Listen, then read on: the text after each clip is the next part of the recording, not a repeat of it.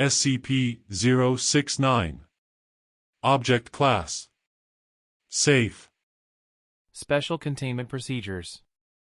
SCP-069 is currently impersonating former Foundation agent and is housed at Humanoid Containment Site 06-3.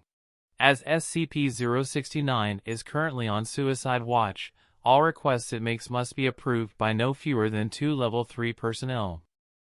If SCP-069 attempts to breach containment, it must be subdued using non-lethal methods. If SCP-069 dies, undercover agents are to be instructed to monitor reports of incidents in which individuals appear to have escaped certain death, and SCP-069 is to be recontained as soon as possible. Note, despite the fact that SCP-069 is identical in all ways to Agent, it remains an active SCP in containment and is not to be treated as a Foundation employee. Any requests for classified information are to be denied, and visits from former coworkers without proper authorization are not allowed. Description: SCP-069 is a presumed humanoid entity of variable appearance and gender. Through an unknown ability, whenever SCP-069 is left alone with a recently deceased human body, the body will disappear and SCP-069 will take on the appearance, mannerisms, and knowledge of the recently dead individual. Through extensive experimentation, it has been shown that SCP-069 is completely indistinguishable from the individual it impersonates, matching the original individual's fingerprints, DNA, and data expunged with nearly perfect precision. SCP-069 retains no knowledge of its abilities or former impersonations. SCP-069 responds normally to injury and pain, but if killed, will rapidly decay into dust regardless of any preservation attempts. SCP-069 will then re-emerge at the site of the most recent human death. There is no known maximum range to this effect, and so far has been observed in jumps of up to 675 kilometers. SCP-069 can impersonate a single individual indefinitely. However, it will gain an overriding urge to get their life in order, including but not limited to resolving any outstanding financial or personal obligations, visiting extended family, updating their will and testament, and other acts of closure.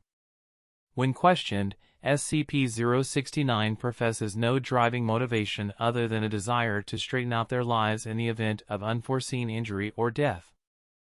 SCP-069 first came to the Foundation's attention on 1990, following reports of John M., a city firefighter who miraculously emerged alive from a 3-alarm building fire in which 2 other firefighters and 11 civilians perished. Undercover agents attached to the local authorities were notified of a possible SCP when reports emerged that the firefighters' equipment had been damaged beyond recognition and that it had been deemed nearly impossible for the firefighter to emerge unscathed. Approximately 3 weeks later, then presumed John M. responded to another large-scale building fire, during which he entered a smoke-filled room alone and was never found. A single civilian was rescued from the building, again nearly unharmed despite the heavy smoke reported within the building. SCP-069 was designated the following day and rendered into Foundation custody by members of Mobile Task Force She-3, Body Snatchers. Addendum 069-01. On 2000 Agent, a guard on duty assigned to SCP-069, was killed during the containment breach of SCP, and subsequently impersonated by SCP-069. Although initially in denial after being informed of its identity, it has been mostly cooperative since its impersonation of a mid-level Foundation employee. Contingencies for the use of deceased Foundation employees for future SCP-069 use is under consideration. Addendum 069-02. On 2000 SCP-069 attempted to commit suicide after a junior researcher accidentally informed it that the family of Agent had been told that Agent was dead, and of their subsequent reactions. Due to the massive cost of possibly having to recontain SCP-069, strict suicide watch measures are to be implemented. Plans to use other deceased Foundation employees as possible impersonation targets for SCP-069 have been suspended.